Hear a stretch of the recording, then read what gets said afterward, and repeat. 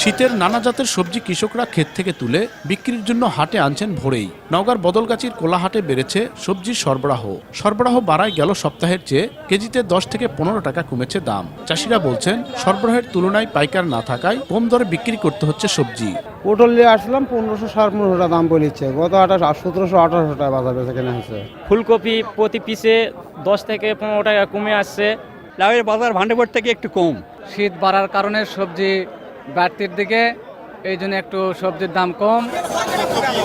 পটল প্রতি কেজি 40 টাকা, বেগুন 40 টাকা, মূলা 35 টাকা, সিম 90 টাকা, লাউ পিস 20 থেকে 25 টাকা, বরবটি 50 টাকা কেজি, ফুলকপি 25 টাকা পিস।